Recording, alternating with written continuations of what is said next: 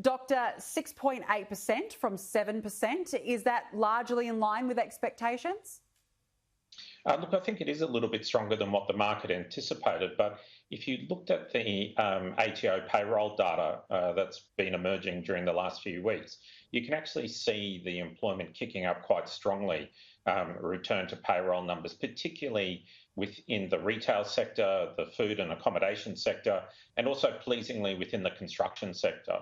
So those three sectors were generating something like about half of the total number of people that were returning to work through the payroll data system that you were seeing between October and November.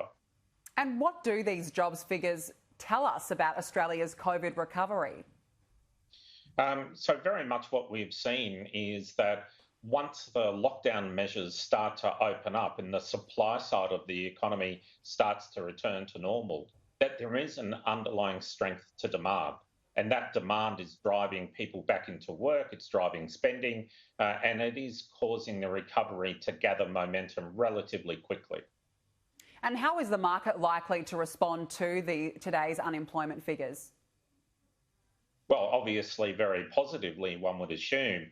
The fact that what we're seeing is not only these employment numbers coming in faster, but we're also likely to see today later in the MYEFO numbers that the budget position is in fact not going to be as worse as what was first anticipated only at the beginning of October, when Treasurer Frydenberg released an expectation that we'd have a budget deficit of something like $213 billion for financial year 21.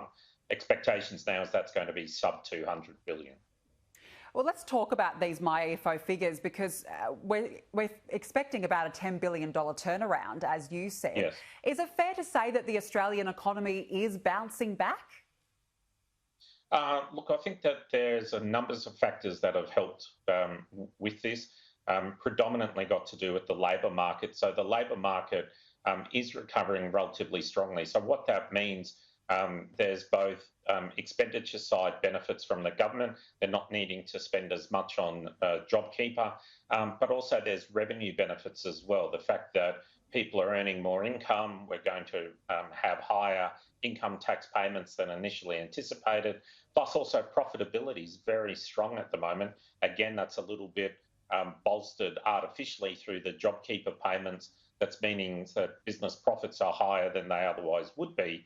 But nonetheless, what you're actually seeing is both revenue side benefits hitting the budget as well as lower expenditure hitting the budget as well. So you're getting both of those benefits coming through. And in terms of that revenue, how much is iron ore underpinning the economy?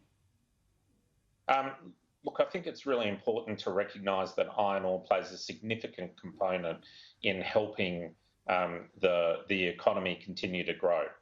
But we also mustn't overplay its importance as well. Yes, iron ore is the single largest export value that we have within the Australian economy.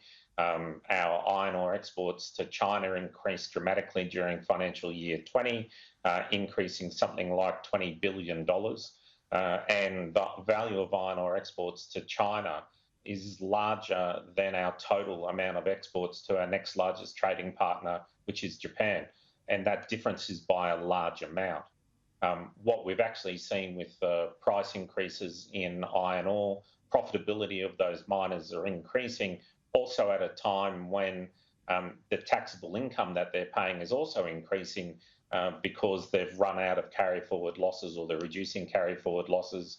The depreciation schedules are starting to run down associated with their investment cycle that they'd had during the earlier part of the 2010s.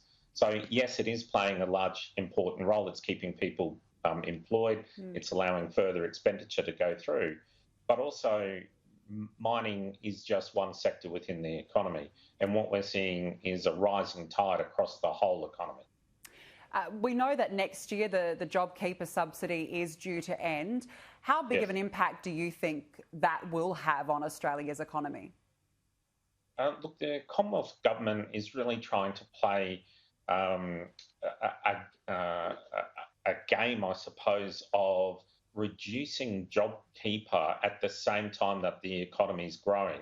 So what we're hoping for is that the market is naturally picking up its demand for labour at a time that we're reducing the overall wage subsidy and the wage support for that labour. So we'd actually hope to see not much of an effect, to tell you the truth. What we're wanting to see is that the aggregate demand within Australia is rising in its own accord, and what that's causing is that businesses needing that wage support to reduce at the same rate. So hopefully those two match each other out so that the ripple effect through the economy in a negative sense is at least as minimised as possible. Dr. Brendan Rynne, appreciate your time. Thanks very much for having me.